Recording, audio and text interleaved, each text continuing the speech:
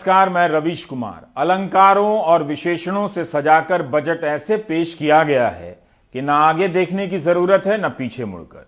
जिन लोगों ने पिछले बजट को शानदार बताया था, उन्हीं लोगों ने इस बजट को भी शानदार बताया है। ध्यान ही नहीं रहा कि यह बजट ऐसे समय में पेश किया गया है जब पिछली तिमाही की जीडीपी -7.5% थी। माइनस जीडीपी का बजट पॉजिटिव बताया जा रहा है। बजट लिखने वाले का कौशल कमाल होता है। उनके वाक्यों में इरादे से लेकर आंकड़े तक इतने मजबूत नजर आते हैं कि आप यकीन कर सकते हैं कि -7.5% की जीडीपी भी बुरी चीज नहीं है। लेकिन अर्थव्यवस्था का हाल तो बजट के डिटेल में पता चलता है। वित्त मंत्री कहती हैं कि हमने खर्च किया है, हमने खर्च किया है, हमने खर्च किया है, लेकिन बजट पढ़ने पर दिखता है कि हमने बेच दिया है, हमने बेच दिया है, हमने बेच दिया है। इस बार के बजट में सरकार ने मजबूती के साथ अपने संसाधनों को बेच देने के कई प्रस्ताव रखे हैं। अब इसके लिए निजीकरण का इस्तेमाल नहीं होता है, मोनेटाइजेशन का होता है। वैसे दोनों का मतलब एक ही होता है। पिछले साल भी भारत सरकार ने 2.1 लाख करोड़ के विनिवेश का लक्ष्य रखा था, मगर हासिल हुआ 15,000 करोड़ से कुछ अधिक, मीडिया रिपोर्ट के अनुसार। इस बार 1.75 लाख करोड़ का लक्ष्य रखा गया है। एयर इंडिया नहीं बिक पाया। इस बार भी सरकार बहुत कुछ बेचने के लिए लेकर आई है। अब आते हैं उन चीजों पर जो पूरी तरह बिक जाएंगी, या आधी बिकेंगी, या थोड़ी थोड़ी बिक जाएंगी। इनका औपचारिक नाम है एसेट मोनेटाइजेशन प्रोग्राम। सार्वजनिक क्षेत्र के 2 बैंकों को बेचा जाएगा। कौन से बैंक होंगे, हर बैंक वाला गेस कर रहा है। भारतीय जीवन बीमा निगम में सरकार अपनी हिस्सेदारी बेच देगी, इसके लिए आईपीओ लाएगी। गेल, इंडियन ऑयल कॉरपोरेशन, एचपीसीएल की पाइपलाइन को मोनेटाइज किया जाएगा, इसे भी समझें बेचा जाएगा। टायर 2, टायर 3 शहरों के हवाई अड्डे बेच दिए जाएंगे। सेंट्रल वेयर हाउसिंग कॉरपोरेशन के वेयर हाउस की भी हिस्सेदारी बेच दी जाएगी। National highway authority of India के 5 हाईवे को प्राइवेट सेक्टर के हवाले किया जाएगा। पिछले बजट में सरकार ने 2024 तक एनएचएआई की 6000 किलोमीटर की लंबाई के 12 नेशनल हाईवे को मोनेटाइज करने की बात कही थी। खेल के स्टेडियम भी बेचे जाएंगे। क्या खेल के स्टेडियम तक का निजीकरण होगा? बजट में विस्तार से तो कुछ नहीं है, लेकिन एक सवाल है, जैसे दिल्ली में जवाहरलाल नेहरू स्टेडियम है, क्या ऐसा भी होगा कि इसे बेच दिया जाएगा? इस बजट में निजीकरण के फैसले को साहसिक बताया जा रहा है और जानकार पूरी तरह रीझ गए हैं, काफी खुश हैं, बाजार भी खुश है। उन्हें लगता है कि निजीकरण से सरकार के पास पैसे आएंगे और गरीब लोगों का भला होगा। क्या यही लोग, जब ये कंपनियां नवरत्न थीं और हजारों करोड़ों का मुनाफा कमाती थीं, तब उनके घाटे में जाने को लेकर चिंतित हुए थे कि इन्हें बर्बाद किया जा रहा है, सरकार की क्षमता पर सवाल उठा रहे थे? बजट के एनेक्स्चर 3 के पेज नंबर 39 पर विनिवेश की नीति का लक्ष्य लिखा है। ध्यान से सुनिए। इसमें लिखा है कि केंद्र सरकार के उद्यमों को रणनीतिक और गैर रणनीतिक सेक्टर में बांटा गया है। स्ट्रेटेजिक और नॉन स्ट्रेटेजिक दोनों ही सेक्टर में सरकारी उद्यमों के निजीकरण या फिर बंद कर देने की बात कही गई है। एटॉमिक एनर्जी, स्पेस और डिफेंस से लेकर बैंक, बीमा, पेट्रोलियम और पावर सेक्टर तक, इन सभी में प्राइवेट सेक्टर के लिए नए अवसर बनाए जाएंगे और प्राइवेट सेक्टर ही चलाएंगे। जिनका निजीकरण नहीं होगा उनका विलय होगा या फिर सरकारी उद्यम बंद कर दिए जाएंगे। To fast forward the disinvestment policy, I'm asking NITI to work out on the next list of center public sector companies that would be taken up for strategic disinvestment. I have estimated 1,75,000 crores as receipts from disinvestment in BE 21-22. सरकार इन सब के जरिए 1.75 लाख करोड़ कमाएगी। पिछले साल भी 2.1 लाख करोड़ कमाना चाहती थी, लेकिन पूरा तो नहीं हुआ। विपक्ष के तमाम दल इन कंपनियों के निजीकरण को लेकर सरकार पर हमला कर रहे हैं। A meager sum of rupees 20,000 crore has been set apart for recapitalization of public sector banks when the requirement is several times more. At the same time, the government intends to privatize 2 PSBs. The intent of the government is clear. Let the PSBs bleed slowly so that they can all be privatized in the short term. Let us see the reaction of the public to this unconcealed desire to sell off all public sector banks. निजीकरण जब भी होता है कहा जाता है बेच दिया गया, लेकिन इसे लेकर हर दल की नीतियों में खास अंतर आपको नहीं दिखेगा। जरूर जिस तरह से थोक में स्पष्टता के साथ एटॉमिक सेक्टर से लेकर बैंक और बीमा सेक्टर की सरकारी कंपनियों के बेच देने या बंद कर देने की बात कही गई है, इस बजट में वो वाकई साहसिक है, लेकिन क्या नतीजा ऐतिहासिक होगा? मेरा मानना है कि ये जो डिसइन्वेस्टमेंट है वो इस स्थिति में बहुत अच्छा नहीं रहेगा, क्योंकि वो जो डिसइन्वेस्टमेंट जो खरीदेगा प्राइवेट सेक्टर वाला, वो अपना इन्वेस्टमेंट कम करके यहाँ पे जो इन्वेस्ट करेगा, या जैसे कि लैंड मोनेटाइजेशन की बात है या बाकी पब्लिक सेक्टर एसेट्स के मोनेटाइजेशन की बात है, तो वहां पे भी यही होगा कि लोग अपने एसेट बेच के खरीदेंगे। तो इसका असर ये होगा कि जो हमारा नेट इन्वेस्टमेंट नहीं बढ़ेगा, और जो इस समय जरूरत है कि हमारा इन्वेस्टमेंट बढ़े, और इन्वेस्टमेंट जब बढ़ेगा तभी हमारी ग्रोथ रेट और ज्यादा होगी। दूसरी बात यह है कि इस समय हमें पब्लिक सेक्टर की सख्त जरूरत है, क्योंकि पब्लिक सेक्टर ही जब क्राइसिस होता है तो काम में आता है।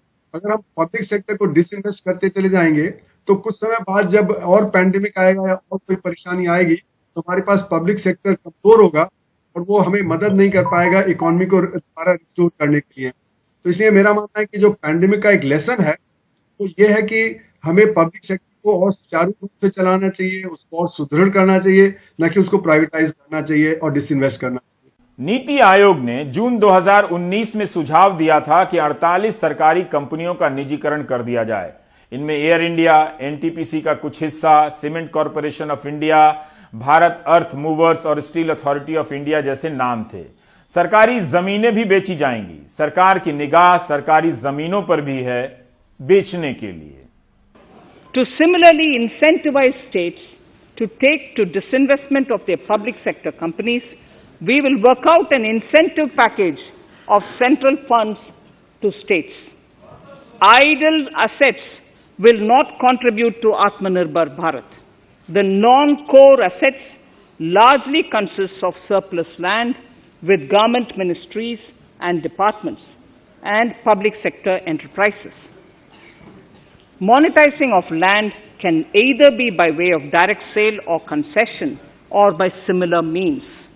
This requires special abilities, and for this purpose, I propose to use a special purpose vehicle in the form of a company that would carry out this activity. इस तरह यह बजट निजीकरण का सार्वजनिक ऐलान का बड़ा बजट है। भारतीय जीवन बीमा में सरकार अपनी हिस्सेदारी बेच देगी, नेशनल हाईवे के टोल बेच दिए जाएंगे या प्राइवेट सेक्टर को दे दिया जाएगा। अलग अलग शब्दों का इस्तेमाल होता है।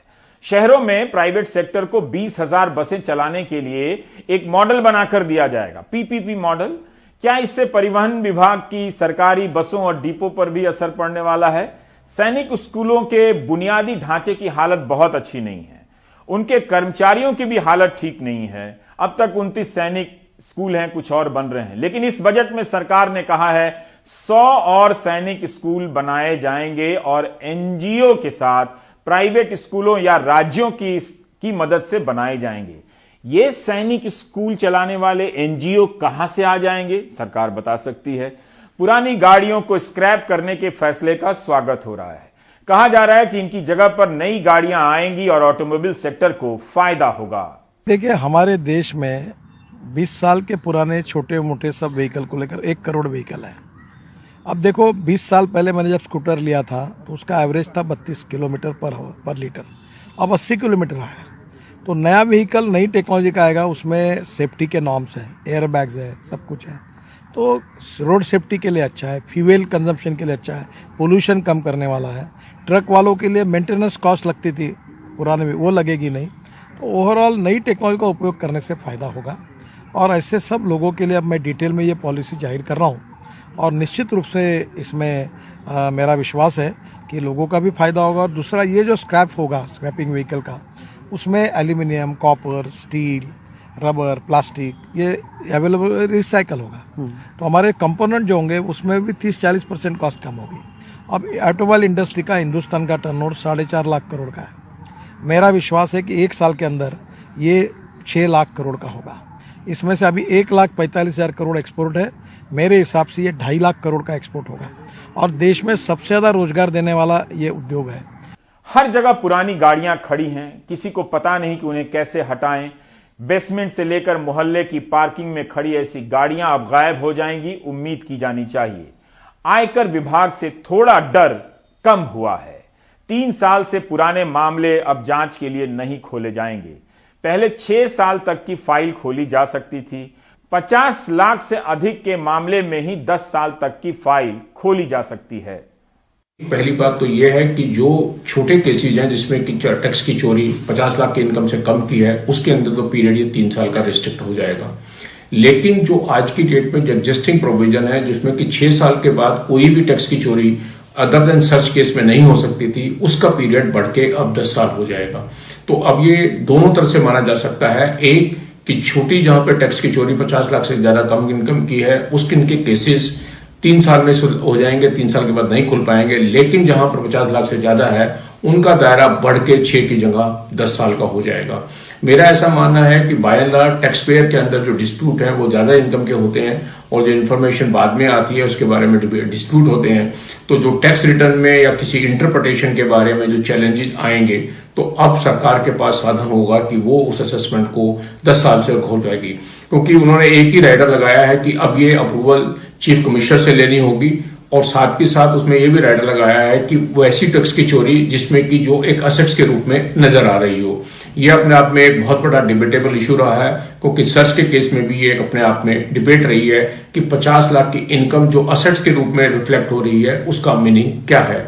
कहीं कहीं ये इंटरप्रिटेशन के इशू आएंगे। अगर उसमें भी ये सरकार रीओपनिंग करने की कोशिश करेगी 3 साल के बाद 10 साल की, उससे लिटिगेशन बढ़ सकती है। लेकिन अगर सरकार इसके ऊपर अपना अंकुश लगा कर रखेगी और उन्हीं केसेस पे करेगी कि यहाँ पर कोई ज्वेलरी, कैश और सेट्स की टाइप की चीजें मिलती हैं, उसी को करेगी, तो ये एक टैक्स पेयर के लिए राहत हो सकती है।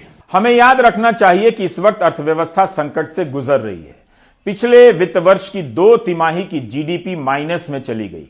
पहली तिमाही में -23.9% और उसके बाद की तिमाही में -7% यानी नीचे से और थोड़ी सी ऊपर उठती है। तब त्योहार थे, अब तो वो भी नहीं है। अभी तक सरकार वित्तीय घाटे को लेकर सतर्क रहा करती थी, संकोची रहा करती थी, क्योंकि 2003 में कानून बना था कि जीडीपी का 3% ही होना चाहिए घाटा।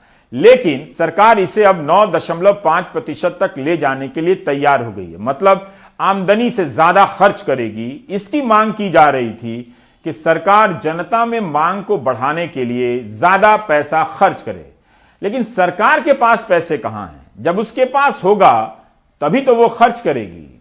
वित्तीय घाटा यानी फिस्कल डेफिसिट की बात जो चल रही है, मेरा मानना है कि पूरा जो अभी आंकड़े सही नहीं है, क्योंकि जो रिवाइज्ड एस्टिमेट्स हैं वो भी रिवाइज हो जाते हैं और एक्चुअल आते आते तक उसमें काफी रिवीजन हो जाता है। तो मेरा मानना है टैक्स कलेक्शन को ज्यादा दिखाया गया है, तो इसलिए ये जो फिस्कल डेफिसिट है और बढ़ जाएगा। और दूसरा जो ऑफ बैलेंस शीट आइटम्स है, कुछ को तो इंक्लूड कर लिया गया है इस साल, लेकिन फिर भी काफी चीजें जो इंक्लूड नहीं होती हैं, तो ये फिस्कल डेफिसिट और ज्यादा बढ़ा हुआ दिखेगा। और अगर हम फिस्कल डेफिसिट को सेंटर, स्टेट्स और पब्लिक सेक्टर का तीनों का मिला के देखें, तो वो मेरा मानना है कि इस समय कम से कम जो गिरा हुआ जीडीपी है उसका करीब 15% से भी ज्यादा है, 20% के आसपास होगा। तो इसलिए फिस्कल डेफिसिट काफी बढ़ा हुआ है, लेकिन इससे घबराना नहीं चाहिए, क्योंकि हमें इस समय एक्सपेंडिचर बढ़ाने की जरूरत है, जिससे कि जो गरीब आदमी है उसके हाथ में परचेजिंग पावर जाए। पर ये फिस्कल डेफिसिट के आंकड़े जो सरकार दे रही है वो अभी भी तब्दील होंगे जैसे जैसे डेटा और आएगा। वित्त मंत्री ने यह भी कहा है कि 15वें वित्त आयोग की सिफारिशों के आधार पर केंद्र सरकार द्वारा प्रायोजित योजनाओं की संख्या में कटौती की जाएगी।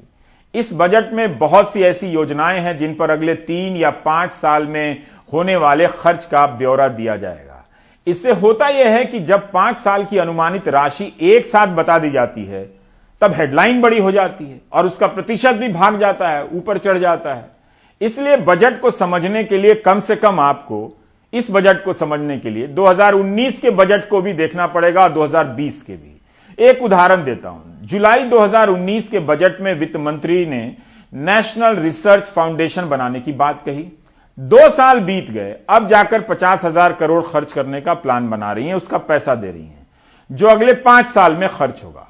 हम रिसर्च इकोसिस्टम को लेकर इतने सीरियस हैं कि घोषणा के 2 साल बाद पैसे की घोषणा करते हैं। प्रधानमंत्री आत्मनिर्भर स्वस्थ भारत योजना के तहत 64,180 करोड़ रुपए का प्रावधान किया गया है, लेकिन यह राशि अगले 6 साल में खर्च होगी। इस पैसे से प्राइमरी हेल्थ सेंटर और सेकेंडरी और टर्शियरी हेल्थ सिस्टम को ठीक किया जाएगा। जल जीवन मिशन शहरी योजना लॉन्च हुई है। 2.86 करोड़ घरों में नल के पानी का कनेक्शन दिया जाएगा। यह योजना भी अगले 5 साल में लागू होगी और इसका खर्चा होगा 2,87,000 करोड़। बुनियादी ढांचे के सेक्टर को लंबे समय तक का कर्ज मिले, इसके लिए डेवलपमेंट फाइनेंशियल इंस्टीट्यूशन की घोषणा की गई है, जो अगले 3 साल में 5 लाख करोड़ तक का कर्ज देने की क्षमता से लैस होगी और सरकार इसके लिए 20,000 करोड़ रुपए दे रही है। असम में 19,000 करोड़ की लागत से नेशनल हाईवे का काम चल रहा है। अगले 3 साल में 1,300 किलोमीटर नेशनल हाईवे बनाने के लिए 34,000 करोड़ देने की बात कही गई है। सरकार ने डीप ओशन मिशन के लिए अगले 5 साल के लिए 4,000 करोड़ का प्रावधान किया। इसके तहत गहरे सागर में खोज का कार्य संपन्न किया जाता है, खनिज वगैरह का। डीप ओशन मिशन की घोषणा कब हुई थी? पीआईबी की एक प्रेस रिलीज है। 30 मई 2017 को पृथ्वी विज्ञान मंत्रालय ने घोषणा की कि सरकार ने 8,000 करोड़ की डीप ओशन मिशन को मंजूरी दे दी है, जो जनवरी 2018 में लॉन्च होगी। सोचिए, ये फरवरी 2021 है, 4 साल बीत गए, अब 4,000 करोड़ का प्रावधान किया गया है, वो भी अगले 5 साल में। यानी जो पैसा अब तक खर्च हो जाना चाहिए था वो अब अगले 5 साल में होगा। देरी कितनी हुई जाने दीजिए। इसी तरह से होता है, कभी ऐलान बड़ा हो जाता है, कभी पैसा घट जाता है। 2016 में कृषि मंडियों को डिजिटल बनाने के लिए ई नाम की योजना लाई गई।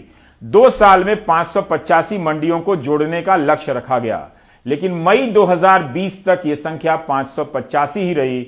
मई 2020 में 415 मंडियां जुड़ी तो संख्या 1,000 हुई। अब 1,000 और मंडियों को जोड़ने का लक्ष्य है। कब तक जोड़ेंगे इसका जिक्र नहीं है। भारत में करीब 7,000 मंडियां हैं, होनी तो चाहिए 41-42,000। तो यह हमारी रफ्तार है मंडियों को आधुनिक बनाने की।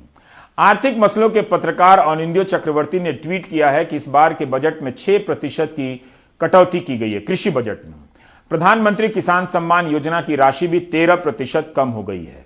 75,000 करोड़ से 65,000 करोड़ की राशि हो गई है। दरअसल पिछले बजट के रिवाइज्ड एस्टीमेट में ही 65,000 करोड़ हो गया था 75,000 से, और इस बार 65,000 करोड़ ही रखा गया है। कहीं इस बजट के रिवाइज्ड एस्टीमेट में इससे भी कम राशि ना हो जाए। हम देखते हैं एलोकेशंस, तो हमें बड़ा अच्छा लगता है कि एलोकेशन अब इसी साल नहीं रवीश जी, बल्कि आप पिछले 10 सालों से देखें तो एग्रीकल्चर की जो अलग अलग स्कीम्स के अंदर एलोकेशन होती है बहुत अट्रैक्टिव लगती हैं। और शायद यही एक कारण होगा कि अगले दिन अखबारों में आता है ग्रीन बजट, कोई कहता है कि देश हरियाली की तरफ बढ़ेगा, कोई कहता है कि किसान ही देश की लाइफलाइन है। ये सब हेडलाइंस अखबारों में आते हैं क्योंकि इस तरीके की जो स्कीम्स हैं बड़ी अट्रैक्टिव स्कीम्स होती हैं और लगता है कि इसमें बहुत विकास का रास्ता है या चेंज जो है वो पर्याप्त हो रही है। लेकिन जो इम्प्लीमेंटेशन है वो हमने कभी देखा नहीं कि जो बजट एलोकेशन जो है उसके अगर बनिस्बत हम देखें कि उसकी इम्प्लीमेंटेशन कैसी हुई है वो नहीं देखी जाती है। यही एक कारण होगा कि गुस्सा किसानों का जो है वो हम जो देख रहे हैं वो इसलिए भी है क्योंकि जो ये प्रोमिसेस थे वो डिलीवर नहीं हुए ग्राउंड पर। और वो मुख्यतः इसलिए भी डिलीवर नहीं हुए रवीश जी की सबसे बड़ी इंपॉर्टेंट चीज है, जैसे अभी वेणु बता रहे थे कि इंफ्रास्ट्रक्चर डेवलपमेंट पे तो हमारा फोकस जो रहता ही है, क्योंकि ये इंटरनेशनल सोच का है कि इंफ्रास्ट्रक्चर डेवलपमेंट होगी तो जीडीपी बढ़ेगी, क्योंकि वही एक तरीका है आसानी से जो जीडीपी बढ़ाने का है। तो हर जगह इन्वेस्टमेंट तो जीडीपी बढ़ती जाएगी। लेकिन जो ह्यूमन कैपिटल है उस पर इन्वेस्टमेंट, सिर्फ ये नहीं कि 100 सैनिक स्कूल खोल दिए जाएं, मुझे लगता है कि उसमें खेती में बहुत ज्यादा इसमें स्कोप होता है ह्यूमन कैपिटल का, जो हम नहीं देख रहे हैं कहीं भी जो पर्याप्त मात्रा में या एलोकेशन जो हो उस तरफ जाए। जो बैंक का कर्ज है ना, किसान देने के लिए सक्षम है और किसान देगा, पर किसान की फसल का जो रेट है वो उसको मिल जाए तो किसान किसी का कर्ज का मोहताज नहीं रहेगा। और भी अच्छा होना था बजट। ये तो हम तो सोचते थे कि किसानों के बहुत खुशी होगी, पर लेकिन इतने में और निराश तो हो रहा है। बजट में किसी न किसी रूप में किसानों को दिया गया है।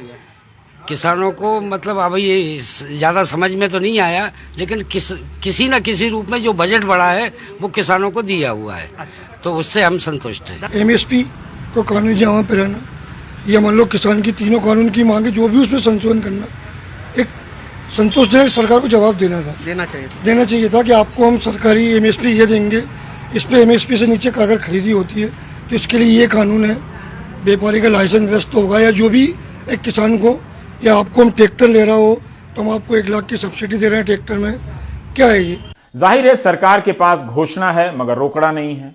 जैसे ही खबर आई कि एक नया कृषि सेस लगने वाला है अधिभार, लोगों को लगा कि पेट्रोल और डीजल के दाम और बढ़ जाएंगे। पेट्रोल पर 2.5 रुपए प्रति लीटर और डीजल पर 4 रुपए प्रति लीटर एग्रीकल्चर सेस लगेगा, लेकिन वित्त मंत्रालय के अधिकारी का कहना है कि इससे उपभोक्ताओं पर कोई असर नहीं पड़ेगा। यही नहीं, पेट्रोलियम सब्सिडी भी 68% कम कर दी गई है। LPG और केरोसिन पर 40,195 करोड़ की सब्सिडी दी गई थी 2020 में, अब यह घटकर 12,995 हो गई है। क्या इससे गैस का सिलेंडर महंगा हो जाएगा? क्या जो गरीब लोगों को सब्सिडी वाला सिलेंडर दिया जाता था उनके लिए महंगा हो जाएगा? शायद हो जाएगा, बिल्कुल हो जाएगा। नेशनल एजुकेशन मिशन का बजट भी 7,500 करोड़ से ज्यादा की राशि उसमें कम कर दी गई है। आज का बजट भारत के आत्मविश्वास को उजागर करने वाला है और साथ ही दुनिया में एक नया आत्मविश्वास भरने वाला है। आज के बजट में आत्मनिर्भरता का विजन भी है और हर नागरिक, हर वर्ग का समावेश भी है। फिक्की, CII से लेकर तमाम संगठनों ने भी इस बजट की तारीफ की है और साहसिक बताया है। काफी खुश हैं क्योंकि बाजार भी उछल रहा है। बजट भाषण में रक्षा मामलों का जिक्र नहीं आया तो कई लोगों को यह अजीब लगा। अब आते हैं स्वास्थ्य का बजट, उसे लेकर 2,23,846 करोड़ बताया गया। इस वृद्धि को कोई ऐतिहासिक, कोई साहसिक, दावा किया जा रहा है कि 137% की वृद्धि है। क्या वाकई ये 137% की वृद्धि है? आत्मनिर्भर स्वस्थ भारत योजना से उन्होंने शुरू किया बजट स्पीच में, एंड 64,000 का एलोकेशन उन्होंने अनाउंस किया है सिर्फ इस स्कीम के लिए। बट एक्चुअली अगर हम बजट डॉक्यूमेंट में देखें तो इस स्कीम का एक भी जिक्र नहीं है, तो ये क्लियर नहीं है कि ये एलोकेशन कब होगा और कैसे होगा, क्योंकि उन्होंने ये भी बोला कि अगले 6 साल में ये स्कीम का रोल आउट होगा, तो इस बजट में एक्चुअली इसका कोई भी मेंशन नहीं है। एंड दूसरी बात, ये काफी धमाकेदार नंबर उन्होंने अनाउंस किया है कि the health budget has increased to about 2 lakh crore. मतलब इसका 137% इंक्रीज हुआ है पिछले साल के बजट से। बट एक्चुअली अगेन अगर हम डिटेल्स में देखें तो जो ऑलरेडी एग्जिस्टिंग फिगर्स है बजट में, वाटर एंड सैनिटेशन के लिए, आयुष के लिए, ये सब उन्होंने जोड़ करके अभी प्रेजेंट कर रहे कि हेल्थ का बजट एक्चुअली 137% इंक्रीज हुआ है, बट एक्चुअली डिटेल्स में ऐसे नहीं है। 64 करोड़ रुपया आप 6 साल में देंगे, तो इस साल जितना देंगे उतना ही तो जोड़ेंगे, जो दिया ही नहीं उसे कैसे शामिल कर सकते? यही दिक्कत है। कई योजनाएं इसी तरह से हैं कि 3 साल में होंगी, फिर किसी का जिक्र नहीं मिलता, किसी का 2 साल बाद जिक्र हो जाता है। पंजाब के मुख्यमंत्री कैप्टन अमरिंदर सिंह ने भी कहा है कि हेल्थ का बजट ज्यादा दिखाने के लिए आंकड़ों में हेराफेरी की गई है। कैप्टन अमरिंदर सिंह का कहना है कि हेल्थ का बजट 10% कम ही हो गया होगा वास्तविक अर्थ में। अब देखिए 2020 के बजट में कहा गया कि आयुष्मान भारत के लिए 6400 करोड़ रुपए दिए जाएंगे, लेकिन जब रिवाइज्ड एस्टीमेट आया तो 50% से भी ज्यादा कम हो गया, 3100 करोड़ रुपए दिया गया। इस साल भी 6400 करोड़ देने की बात है। किसे पता कि रिवाइज्ड एस्टीमेट में 3100 करोड़ रहेगा या उससे भी कम हो जाएगा।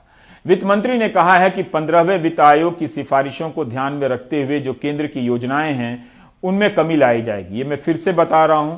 तब ऐसे मन में योजनाओं का क्या होगा, उन योजनाओं का क्या होगा? ऐसे में क्या अपने आप बंद हो जाएंगी या योजनाएं, या सरकार ऐलान करेगी कि फलाफाना स्कीम बंद की जा रही है? सवाल है कि क्या हमारी जीडीपी फिर से 6 या 7% के विकास दर को हासिल कर सकेगी और कब तक इस पॉइंट पर पहुंचेगी? 5 ट्रिलियन का सपना पहले से दूर हो गया है या भाषणों के कारण बिल्कुल कल की बात लगता है? हम बात करेंगे परंजय गुहा ठाकुरता से। परंजय गुहा ठाकुरता, मेरा सवाल यह है कि सबको इसे ऐतिहासिक बता रहा है, बाजार उछल रहा है, उम्मीदें जता रही हैं, बहुत सारे जानकार उम्मीदें जता रहे हैं। मैं ये जानना चाहता हूं कि इस बजट को 3-4 बिंदुओं में अगर समेटा जाए तो वो क्या मुख्य बिंदु आपकी नजर से सामने आते हैं? देखो रवीश, पिछले जो साल और जो वित्तीय साल अभी भी चल रहे हैं, ये आश्चर्य सबको एक जैसे साल बहुत नहीं होता, क्योंकि आपका पूरा जो अर्थव्यवस्था कम हो गया। सरकार खुद कह रहे हैं कि 7.7% कम हो जाए, जो अंग्रेजी में आप कहते हैं रिसेशन में चल रहे हैं आप। और बहुत सारे जो स्वाधीन जो अर्थशास्त्री है वो बोले नहीं, इससे ही ज्यादा कम होगा। आपका वित्तीय घाटा बढ़ गया, बहुत बढ़ गया। आपका 3.5% था जीडीपी का, सकल घरेलू उत्पाद, अभी कह रहे हैं आप 9.5% होगा। क्यों हो रहा है? आप कह रहे हैं आप खर्चा बढ़ाया, मगर खर्चा बढ़ाया, कोशिश तो आपने किया, मगर उससे ज्यादा आपका जो कर है, जो टैक्स है, जो अलग अलग तरीका का टैक्स है, वो कम हो गया। आप कैसे, आप सरकार का टैक्स बढ़ रहा है, आप पेट्रोल के और डीजल के ऊपर जो एक्साइज ड्यूटी है वो आप बढ़ा रहे हैं, इसीलिए सरकार का पैसा आ रहा है। और आने वाले जो वित्तीय साल में जो बजट में साफ लिखा हुआ है, आप पेट्रोल और डीजल के ऊपर एक सेस लगा रहे हैं। इसका मतलब क्या है? ये सेस जो पैसा आता है ये केंद्र सरकार के पास आता है। आप जो एक्साइज ड्यूटी है ना, वो तो आपको राज्य सरकार के साथ आपको देना पड़ता है, बांटना पड़ता है, वो आप नहीं कर रहे। तो आप उपभोक्ता के पास तो पैसा ले रहे हैं। जो फाइनेंस सेक्रेटरी हैं उन्होंने तो कहा कि उपभोक्ताओं को नहीं, ये इसका भार उपभोक्ताओं पर नहीं पड़ेगा, ये जो एग्रीकल्चर सेस लगाया गया है। देखिए, दाम तो जहां पे पहुंच गया आप जानते हैं, पेट्रोल का कितना दाम हो गया, कितना कीमत हो गया, डीजल का कितना। आप इसके बाद कह रहे हैं कि उपभोक्ता के ऊपर और भार और इससे ऊपर बोझ नहीं पड़ेगा। आप कह रहे हैं सेस 2.5 रुपया पर लीटर पेट्रोल के ऊपर, 4 रुपया पर लीटर डीजल के ऊपर। आपका जो दाम है, जो कीमत है, वो तो आसमान तक पहुंच गया है। कुछ दिनों के बाद इस तरह से अगर उठेगा तो 100 रुपया हो जाएगा डीजल और पेट्रोल का कीमत। तो आपने बढ़ा दिया, बहुत बढ़ गया, फिर आप बोल रहे हैं कि भाई उपभोक्ता के ऊपर वजन नहीं और भार और नहीं होगा और उसके ऊपर बर्डन नहीं होगा। तो ये मुझे समझ में नहीं आ रहा है वित्त सेक्रेटरी कैसे ये कह सकते हैं।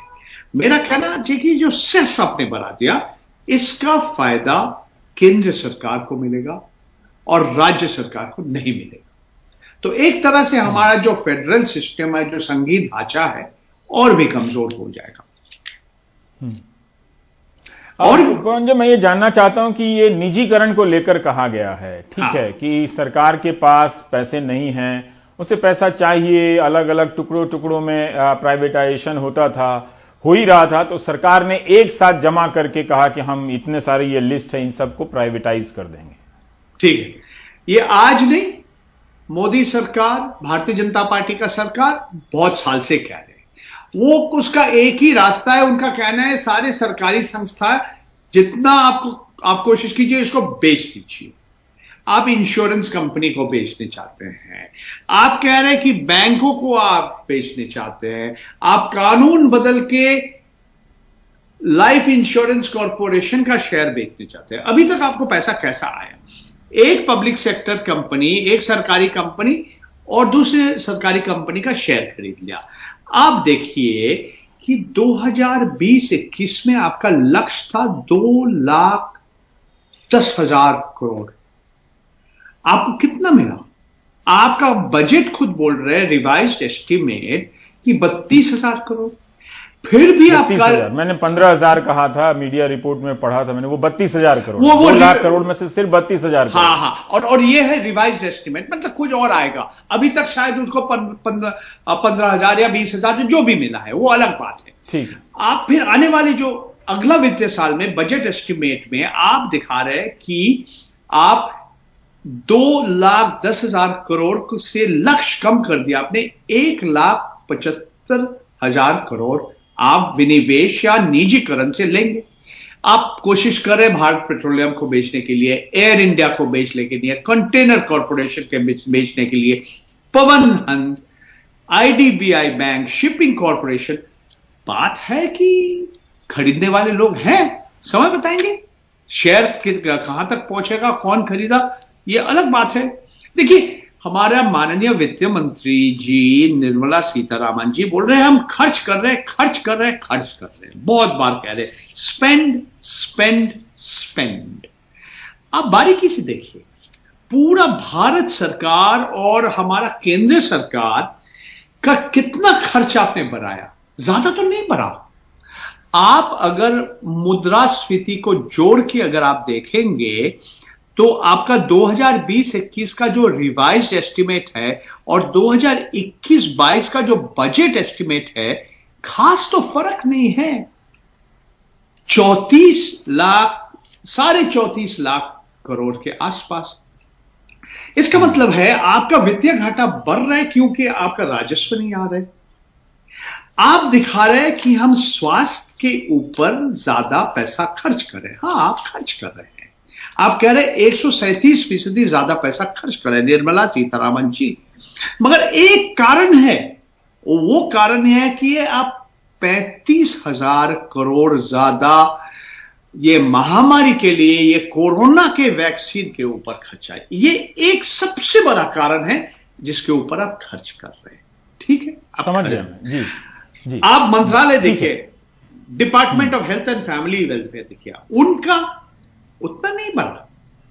आपका जो इस साल जो खर्च किया 78,886 करोड़, आने वाले साल में बजट एस्टिमेट कम हो रहा है, थोड़ा बहुत आपका हो रहा है। हाँ बोलिए जी। परुण जी, मेरा सवाल यह है कि जिस स्थिति में अर्थव्यवस्था है, सरकार के पास चुनौतियां हैं, वो भले ना कहे, पॉजिटिव बात करते रहे, आत्मनिर्भर की बात करती रहे, क्या उस सिचुएशन से बाहर आने के लिए जो भी ये उपाय बता रहे हैं, क्या ये एडमिट कर रहे हैं कि इतनी स्थिति खराब है? वो जो बजट है वो उस खराब सिचुएशन को रिफ्लेक्ट करता है क्या? बिल्कुल, ये साफ दिखाई दे रहा है कि भारतवर्ष का अर्थव्यवस्था बहुत ही खराब है। जो आर्थिक समीक्षा, जो इकोनॉमिक सर्वे, जो आंकड़ा आपको दिया, आप अगर सब कुछ अगर हटा देंगे, मुद्रास्फीति का जो असर पड़ता है वो हटा देंगे, आप क्या कह रहे हैं कि 2 साल पहले आपका अर्थव्यवस्था जहां था, आपको कितना बढ़ रहे हैं? आपका बढ़ रहा है सिर्फ 2.5% बढ़ेगा आपका इस वित्तीय साल में, क्योंकि आपका जो सकल घरेलू उत्पाद जीडीपी कम हो गया। आप अप्रैल और जून का महीना में लगभग 24%, और उसके बाद जो जुलाई अगस्त सितंबर में और 7.5%। इकोनॉमिक सर्वे में आप देखिए ना, आप लोगों का तो क्या हम बेच कर इस सिचुएशन से निकल जाएंगे? सारी कंपनियों को बेच देने से, वहां से पैसा लाकर इन्वेस्ट करने से इससे निकल जाएंगे? नहीं, मिडिल क्लास को तो कुछ मिला नहीं, तो खर्च कौन करेगा? डिमांड कहां से आएगा? यही तो बात है, आप नहीं निकलेंगे।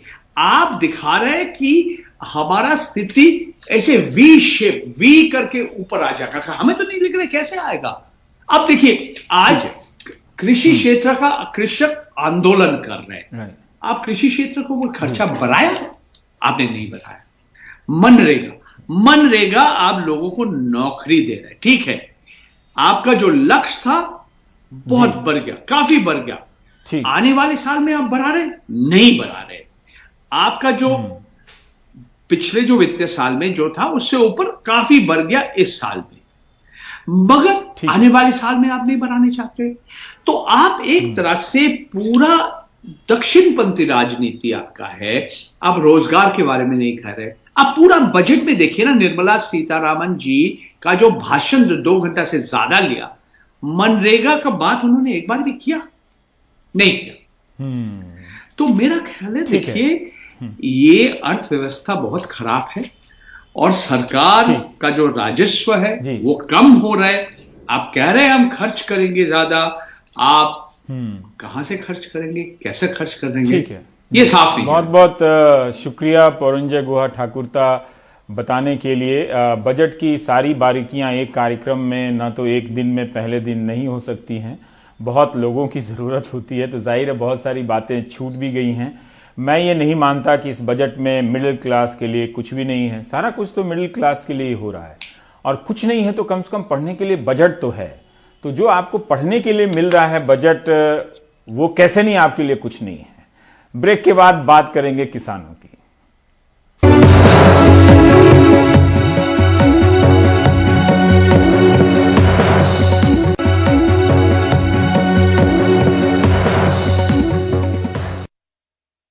दिल्ली के जिन बॉर्डर पर किसान धरने पर बैठे हैं, वहां दिल्ली पुलिस ने सुरक्षा व्यवस्था के नाम पर लोहे की कीलों से लेकर बैरिकेडों पर सीमेंट लगा दिए। इंटरनेट भी मंगलवार तक बंद रहेगा। ऐसे में किसानों को काफी तकलीफों का सामना करना पड़ रहा है। हमारे सहयोगी सौरभ शुक्ला की यह रिपोर्ट देखिए। ये तस्वीरें दिल्ली के टीकरी बॉर्डर की हैं, जहां दिल्ली पुलिस ने सड़क खोदकर लोहे की बड़ी बड़ी कीलें लगा दी हैं, ताकि किसान दिल्ली में न घुस आएं और ना ही दिल्ली से कोई उन तक पहुंच सके।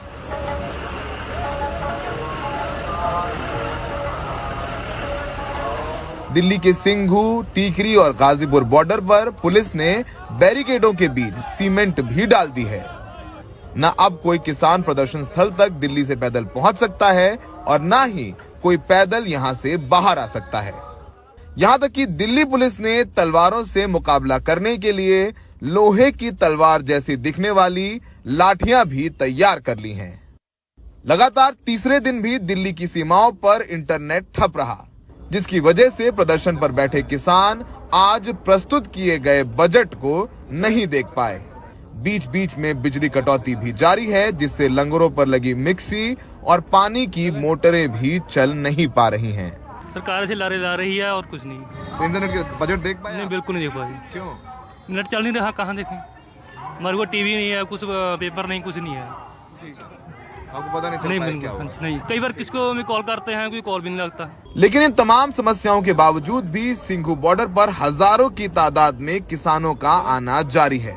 राकेश टिकैत के आंसुओं का ये जबरदस्त असर है कि सिंघू बॉर्डर पर पंजाब के किसानों से ज्यादा हरियाणा और यूपी के किसान पहुंच रहे हैं। हालात ये हैं कि सिंघू बॉर्डर पर पहुंचने के लिए घंटों जाम का सामना करना पड़ रहा है। आप कहां से हैं? गांव लुहारी जी, तहसील बड़ौत, जिला बागपत। तो यहाँ पर आए सिंघू बॉर्डर पर? हाँ, किसानों के हक में। किसानों के हक में आए? हाँ जी। और कब तक रहेंगे? बहुत काफी दिन तक, जब तक धरना रहेगा जब तक रहेंगे। क्या भावना हुई कि आप लोग आ गए यहाँ पर बड़ौत से? भावना ये किसानों के लिए बहुत गलत हो रहा है काम। आप हरियाणा से आए हैं? सोनीपत से। सोनीपत से आए आप? कब आए? 3 दिन हो गया है। 3 दिन हो गए। और राकेश टिकैत जी का जो भावुक हुए उनके ठीक है। हाँ, ठीक। एक नंबर का काम हो। हरियाणा से आ रहे हैं? हरियाणा से काफी लोग आ रहे हैं लगातार। काफी लोग आ रहे हैं, काफी 150 गाड़ियाँ आ रही है आपकी? 150 गाड़ियाँ ट्रैक्टर आ रहे हैं हमारे। लोहे की कांटों वाली तारें बताती हैं कि दिल्ली के तमाम बॉर्डरों पर पुलिस की तैयारी कितनी जबरदस्त है। किसान कहीं आगे ना आ जाएं, इसकी तैयारी पूरी तरीके से कर रखी है। लेकिन सबसे बड़ा सवाल यह है कि इन तारों से, इन बैरिकेड से जो तमाम सुविधाएं किसानों तक पहुंच रहे थे, चाहे वो पानी हो, चाहे वो रसद हो, उसमें समस्या जरूर आ रही है। सिंघू बॉर्डर में सहयोगी सुधीश कुमार राम के साथ सौरभ शुक्ला, NDTV इंडिया।